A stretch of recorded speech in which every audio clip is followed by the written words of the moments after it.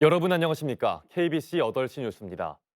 더불어민주당 신임 당대표에 이재명 의원이 압도적인 지지로 선출됐습니다. 오늘 서울 올림픽 체조 경기장에서 열린 전당대회 결과 이재명 후보가 역대 당대표 득표율 중 가장 높은 총 득표율 77.77%의 압도적 지지로 22.23%에 그친 박용진 후보를 제쳤습니다. 최고위원 경선에선 정청래 후보가 득표율 25.2%로 1위를, 고민정 후보가 19.33%로 2위를 차지했으며 박찬대, 서영교, 장경태 후보가 뒤를 이었습니다.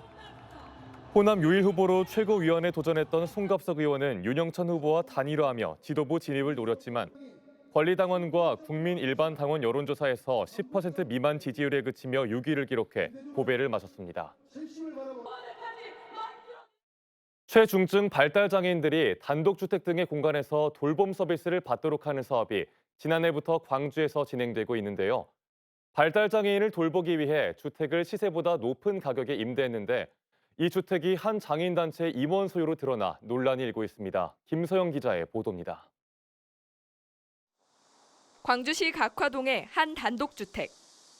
최중증 발달장애인 2명이 4명의 돌보미들에게 돌봄 서비스를 받고 있습니다. 최중증 발달장애인 융합 돌봄 사업은 이처럼 가정에서 돌보기 힘든 발달장애인들에게 살아갈 공간을 마련해주고 돌봄을 제공하는 사업입니다. 이 사업을 진행한 광주시 장애인 종합복지관은 발달장애인들이 살아갈 집을 구하기 위해 해당 주택을 임대했습니다. 이 주택의 임대 비용은 보증금 1,500만 원에 월세 110만 원. 주변 시세보다 2배에서 3배 비싼 금액입니다. 단독주택은 그렇게 내놓기 힘들죠. 500에 35, 500에 40. 주택은 월세가 오히려 안 나와서 좀 내렸어요. 리모델링 비용도 3,200만 원이나 추가로 들어갔습니다. 막대한 돈을 들인 해당 주택은 광주의 한 장애인 단체 상임이사의 주택인 것으로 드러났습니다. 지난해 3월부터 월세로만 2천만 원 가까운 돈이 해당 이사에게 지급됐습니다. 장애인 종합복지관은 마땅한 집을 구하기 힘들어 해당 이사의 집을 빌리게 됐다고 해명했습니다.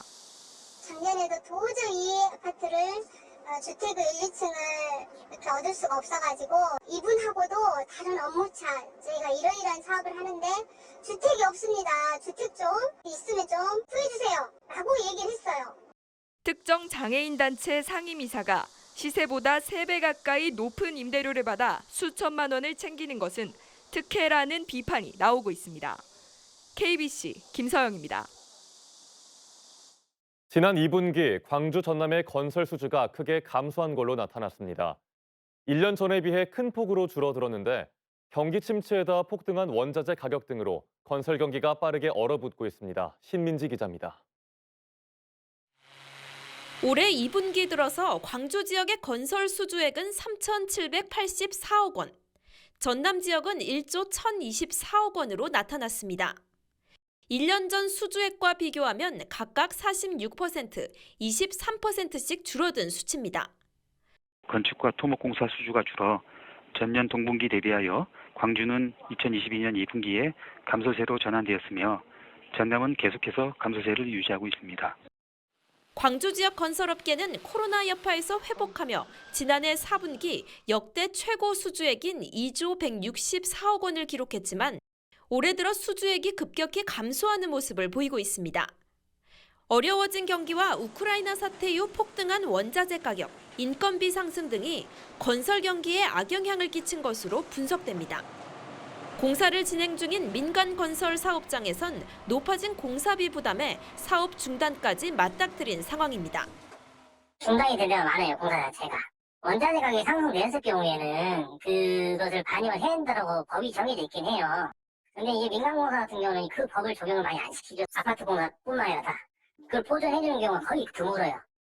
이렇다 보니 광주와 전남의 이번 달 주택사업 경기 전망지수는 최근 3년 사이 가장 낮은 수준인 45.5와 55를 기록하고 있습니다. KBC 신민지입니다. 광주 전남 코로나19 신규 확진자 수가 나흘 연속 감소세를 보이고 있습니다. 광주광역시와 전라남도는 어제 하루 동안 광주에서 3,235명, 전남에서 3,537명 등 모두 6,772명의 신규 확진자가 발생했다고 밝혔습니다.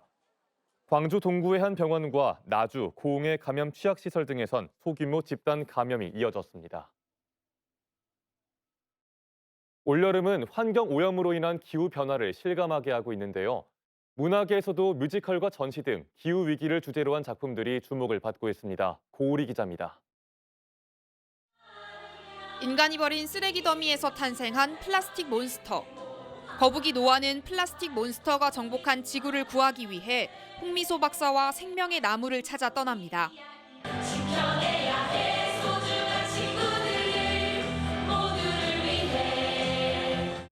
무대 곳곳에서 쓰레기로 만든 조형물을 찾고 무대 밖에선 아이들이 쓰다 버린 장난감으로 장식품을 만드는 재미가 쏠쏠합니다. 업사이클링 전시라든지 교육 영상, 환경교육 영상이라든지 또 폐플라스틱을 활용한 체험들을 통해서 공연 말고도 얻어갈 수 있는 것들이 많았으면 해서 부대 행사를 함께. 일렁이는 바닷물 아래로 고래와 물고기들이 유유히 헤엄칩니다. 지구의 과거와 현재, 미래를 미디어 아트로 표현한 지구의 시간은 개막 2달여 만에 50만 명이 찾을 정도로 인기가 높습니다. 환경 오염으로 황폐화된 지구에 관람객들이 다가가면 이렇게 생명의 씨앗이 싹틉니다. 바닥이 이렇게 바다로 돼 있어서 고래랑 거북이랑 지나다니고 걸어다니면 이렇게 물 이렇게 밟는 것처럼 이렇게 진동 와가지고 그런 것도 신기했어요.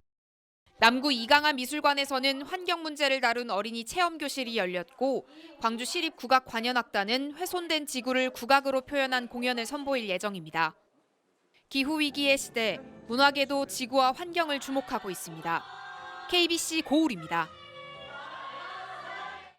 농어촌에도 대형마트와 식자재 매장 등이 늘고 있지만 전통시장은 여전히 주민들의 생활 터전인데요. 시장을 주로 찾는 노인과 교통약자를 위해 지자체가 운영하는 배송 도우미가 눈길을 끌고 있습니다. 이동근 기자의 보도입니다. 5일마다 열리는 진도읍의 조금시장.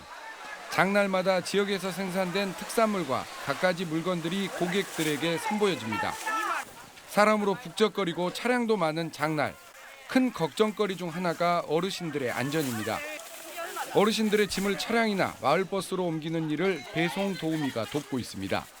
보시는 것처럼 재래시장 바로 옆에 도로가 붙어 있기 때문에 어르신들이 짐을 가지고 귀가하거나 또 이동하는데 상당히 불편하고 위험 요소가 많습니다. 하루에도 몇십 번씩 짐을 옮기다 보면 금세 땀으로 흠뻑 젖지만 보람과 긍지는 남다릅니다. 저희가 조금이라도 도움이 되고 그러니까 아무래도 저희 입장에서는 보람도 되고요. 그리고 또 이 5일장이 또 활성화가 되고 그러면 오히려 더 좋지 않을까 그렇게 생각하고 있습니다. 어르신들은 편하게 시장 나들이를 할 수 있어 자식 같은 도우미들이 고마울 따름입니다. 평상시에는 보고 싶어도 이렇게 짐이 무거워갖고 못 보는데 이렇게 도우미까지 참 만나서 너무 감사합니다. 진도군의 민선 8기 복지시책인 배송 도우미는 어르신 등 교통약자를 보호하고 시장 활성화에도 보탬을 주고 있습니다. 지금 현재 배송 도우미 3명이 인기가 굉장히 많습니다. 그래서 추이를 지켜보면서 숫자를 늘린다랄지 그다음 시간을 또 탄력적으로 운영한다랄지 그런 방법으로 다양하게 고민하겠습니다. 주민 안전과 지역 경제를 챙기는 작은 배려가 복지 행정의 의미를 되새겨주고 있습니다. KBC 이동근입니다.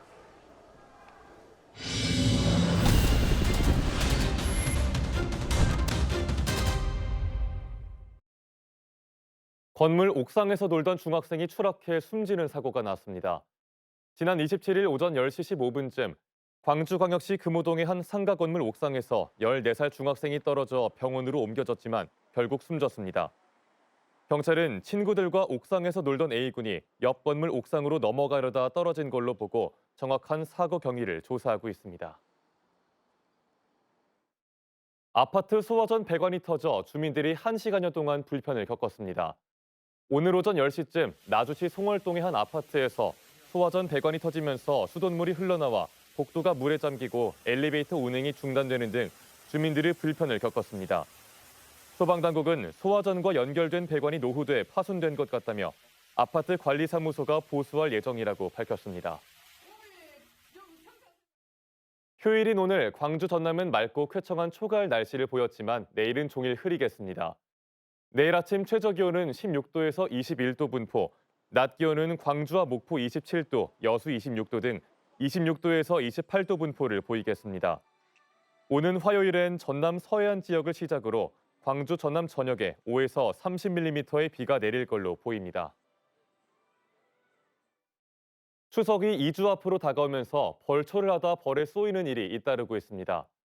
오늘 오전 11시 15분쯤 화순군 춘향면의 한 야산에서 벌초를 하던 50대 남성이 벌에 쏘여 119 구급대에 의해 병원으로 옮겨졌습니다.